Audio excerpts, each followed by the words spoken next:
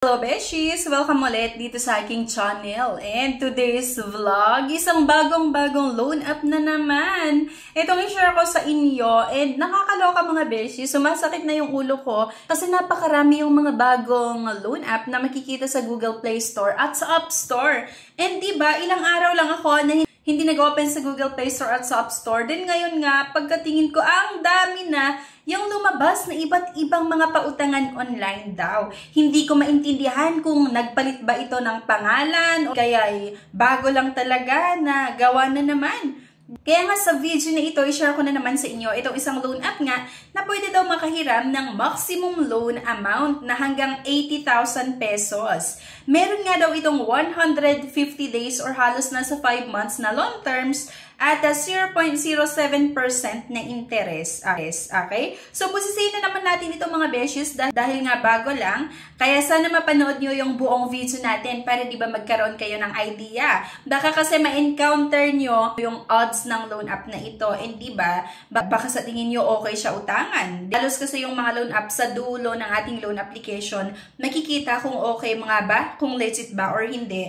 Okay? Pero bago natin ituloy mga beshies, may good news nga po ako sa inyo kasi every Saturday, namimili nga po ako ng 3 na mabibigyan natin ng cash. And every 25th of the month, nagpapag-giveaways nga din po ako ng cellphone. At para nga kayo ay makasali, ang kailangan nyo lang gawin ay i-comment kung ano yung napanood mo, i-like yung video, i-share. At syempre, huwag mong kalimutan na mag-subscribe para maging updated ka sa iba't ibang mga videos na ina-upload ko. At syempre, maging updated ka. Announcement ng ating cash and cellphone giveaways. So yan mga beshies, let's get back to the topic. And here nga, ang pag-uusapan natin ay Pera Credit Peso Cash Loan App. Okay? So, under nga daw ito ng Metro Advances Lending. Okay? So, dito nga sa loan app na ito ay may nakalagay na 80,000 pesos yung maximum loan amount at 150 days yung long term, 0.07% nga daw yung interest. So, may mga pagdadaanan lang tayo dito mga beshies, yung identity verification, personal information,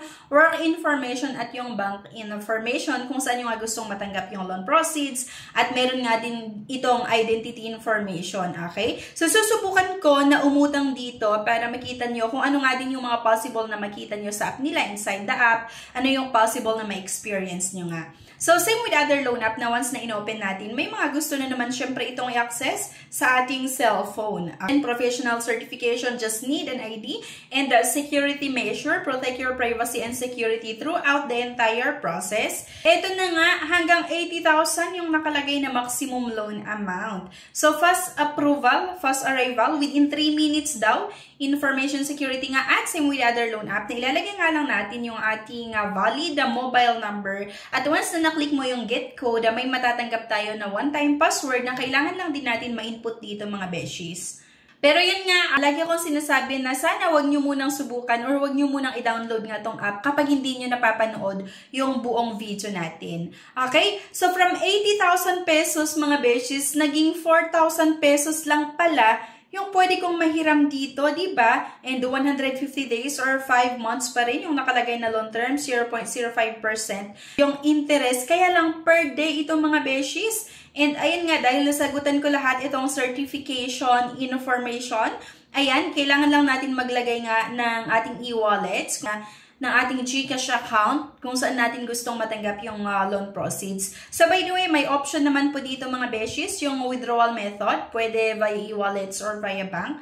Pero sa akin nga sa e-wallets via GCash. Pagka next ko mga beshies, di ba, naging 2,000 lang pala yung pwede kong mahiram. And halos same lang itong feature nila dun sa mga nauna kong nagawan nga ng aking honest review. Kaya nga, sa 2,000 pesos na loan amount or na aprubahan, meron itong 7 days na long terms. Ang due date ko nga ay sa October 5, 2024 na kung saan kailangan kong magbayad ng 2,000 pesos. Ang nakakaloka pa dito mga beshies, doon sa 2,000 pesos, ang matatanggap ko lang ay 1,200 pesos. Dahil meron itong kinaltas na 667 na processing fee, meron itong total interest fee na 13 pesos at risk control service fee na 120 pesos, diba? So, isang loan app pa rin mga beshes na hindi ko na naman nire-recommend sa inyo. Nakakaloka, napakarami nga itong mga nagsisilabasan ng iba't ibang mga loan app sa Google Play Store at sa App Store.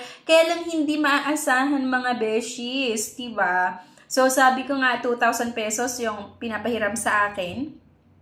Kaya lang ang matatanggap ko ay 1,200 lang. Dahil nga, meron itong kinaltas na 667 na processing fee, 13 pesos na total interest fee, at 120 pesos na risk control fee. So, by the way, ang ginagawa ng iba't ibang mga loan app at same nga sa loan app na ito, na yung maaprubahan na amount, ikakaltas muna nila yung iba't ibang mga charges, yung iba't ibang mga fee, tapos, kung ano yung matitira, yan lang yung ipapadala nila sa atin.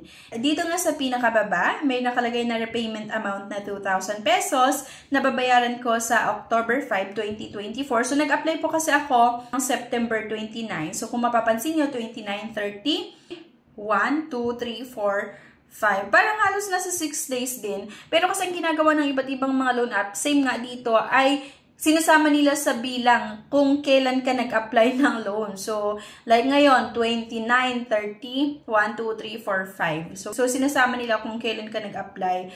Okay? Kaya, yun nga mga beshies, itong loan app na ito na bagong-bago na naman, maaari na nakita nyo na ito or may nakita kayong ads nitong Pera Credit Peso Cash Loan app ay hindi siya magandang utangan nga. Dahil napakarami yung iba't ibang mga charges na ikakaltas nila. And napaka-short term lang din ha, kasi 7 days lang po yung ino-offer na loan terms, di ba?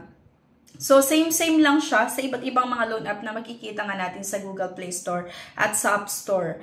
And, yun nga, sabi ko sa inyo, minsan kasi yung iba't ibang mga loan app ay nagpapalit-palit lang ng pangalan, diba? Para kunwari, bago na naman. Pero hindi pala kasi nag-change lang pala ng pangalan. And, napansin ko lang sa mga bagong loan app na ginawan ko ng aking honest review ngayon, ay halos same dun sa mga previews na nagawan ko last month and or last week, na halos pare-pareho lang yung feature nila kung paano yung breakdown ng interest, ng processing fees, ng mga service fee, halos same lang. So, para sa akin, I mean, para siyang nagpapalit-palit lang talaga ng pangalan. Okay? So, yun lang mga beshies, isang loan app na naman na hindi ko nga may recommend sa inyo. At sa lalong-lalo sa mga bago pa lang sa mga ganitong pautangan online or bago nyo lang na-encounter or ngayon nyo lang na-encounter itong mga ganitong pautangan online, yung iba't ibang mga OLAS, yung mga loan shark, loan app. Okay, please lang, huwag nyo nang subukan kasi mahirap na yung tipong uutang ka tapos biglang wala kang pambayad within 7 days. Tapos, syempre, kung wala kang pambayad, may stress ka kasi iba't ibang text messages and calls ang matatanggap mo dun sa mga collector ng iba't ibang mga loan app or kung saan ka nang hiram.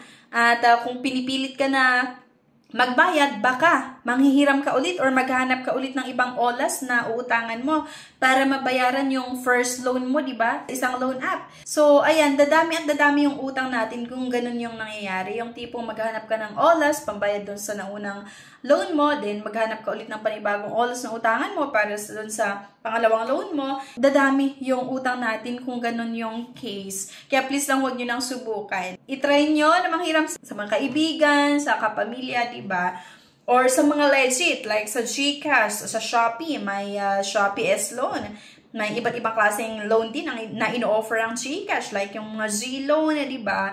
And G-Credit, para hindi tayo mapunta sa iba't ibang mga loan shark, diba? Na kung saan instead na makatulong sa inyo ay mas lalo pang madadagdagan yung stress nyo, diba? Okay? At syempre, mas lalo pa kayong malulubog sa utang kung dito tayo utang nga sa mga OLAS dahil sa napakataas na iba't ibang fees, yung mga charges nila. Okay? So, yan lang mga beshies. So, anyway, thank you for watching. Please don't forget to click the subscribe button. Sana i-like nyo din po yung video at huwag nyo kalimutan na mag-subscribe. Thank you guys at see you on my next vlog. Bye-bye!